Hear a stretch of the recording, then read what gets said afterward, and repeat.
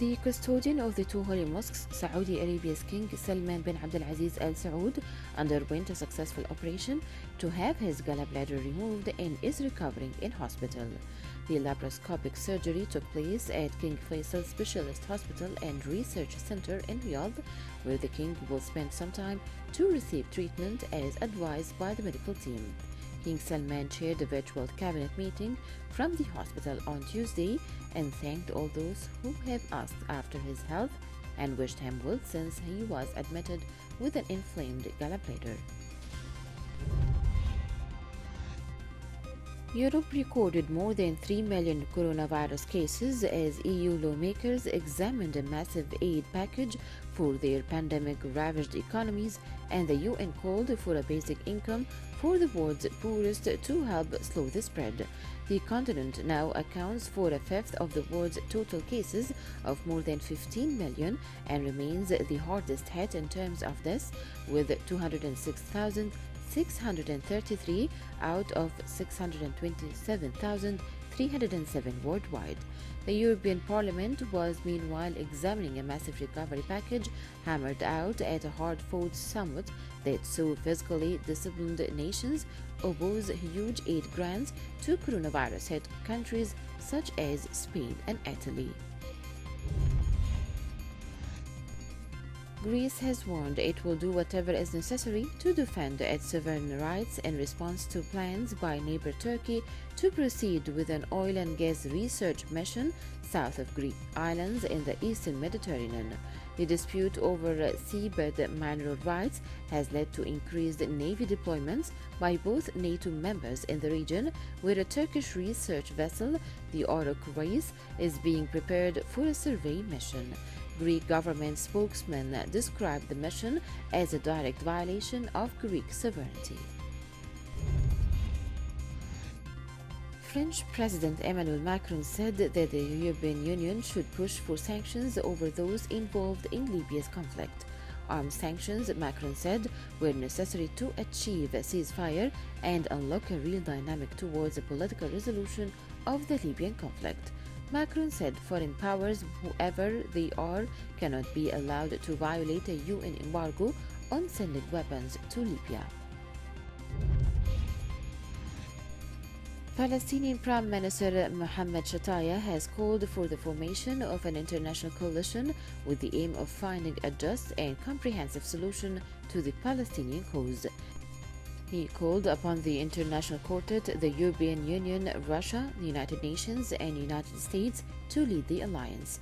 During his meeting with UN Special Coordinator Nikolai Maldinov, the Prime Minister discussed the latest political developments and reiterated the Palestinian position in rejecting Israel's annexation of parts of the West Bank and the so-called US deal of the century. Coronavirus cases have recently spiked in Iraq, sparking concerns of a growing outbreak amid a lack of commitment by many citizens to health-related guidelines. The concerns have grown bigger as the Iraqi authorities intend to lift the partial curfew during Eid al-Adha end of July. Last week, Baghdad declared its intention to lift the lockdown after the Eid but backed down after coming under criticism. The Yemeni parliament denounced escalated Houthi violations against its members and condemned continued Houthi efforts to issue death sentences and arbitrary arrest warrants against citizens, journalists, and parliamentarians. This came in an official statement released by the Parliament Speaker's office against the backdrop of Houthis seeking to strip 12 MPs of immunity in preparation to put them on trial. The statement also stressed that all the rulings issued by the Sana'a Parliament are constitutionally void and are considered crimes punishable by law. Iraqi Prime Minister Mustafa al-Kadhimi concluded a visit to Tehran, his first official visit abroad since taking office, after meeting with a number of Iranian top officials, including President Hassan Rouhani and Supreme Leader Ali Khamenei. According to Iranian media, Khamenei said that his country does not interfere in Iraq-US relations, but urges Iraq to implement the bill calling for US forces to be expelled from Iraq, saying their presence causes insecurity. Meanwhile, the Director of International Affairs at the country's central bank, Hamid Ghanbari, announced that Tehran and Baghdad are in talks over a foreign exchange cooperation deal, and Iran is negotiating an agreement on foreign exchange with Iraq. Turkish and Russian troops held their 22nd joint patrol along the key M4 highway in Idlib, northwestern Syria, Turkey's National Defense Ministry said.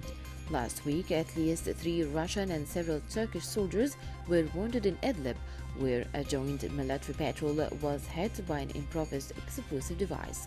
In a related context, Turkish President Recep Tayyip Erdogan said Turkish troops would remain in Syria until it becomes free.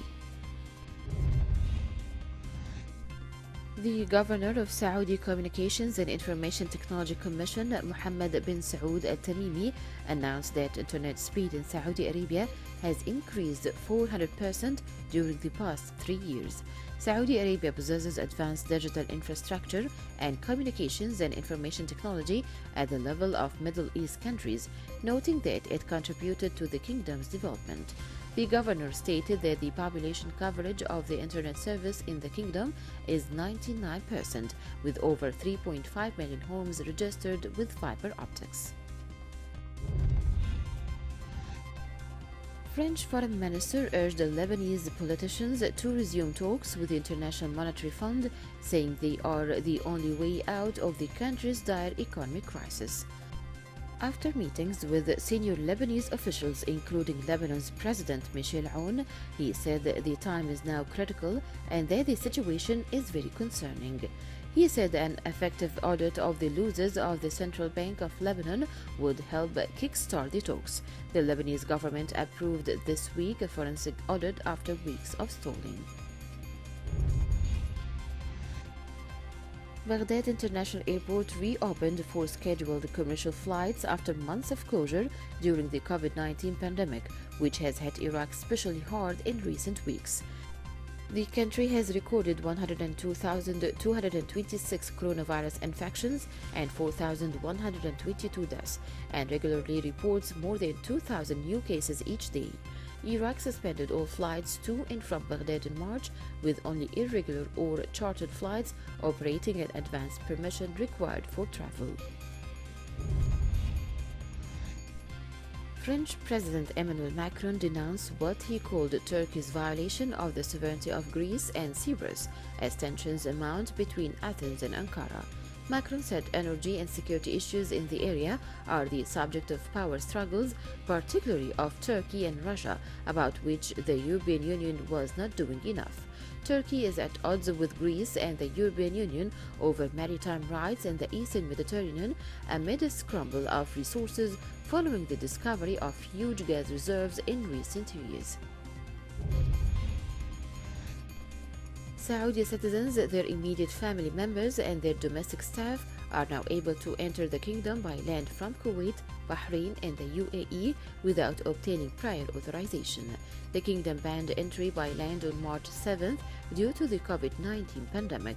The easing of restrictions means the kingdom found causeway connection Saudi Arabia and Bahrain reopened.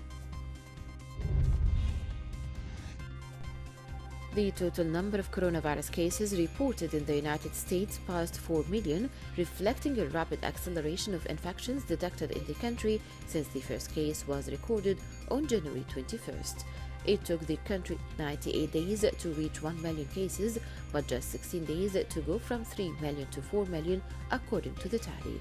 The average number of new U.S. cases is now rising by more than 2,600 every hour, the highest rate in the world.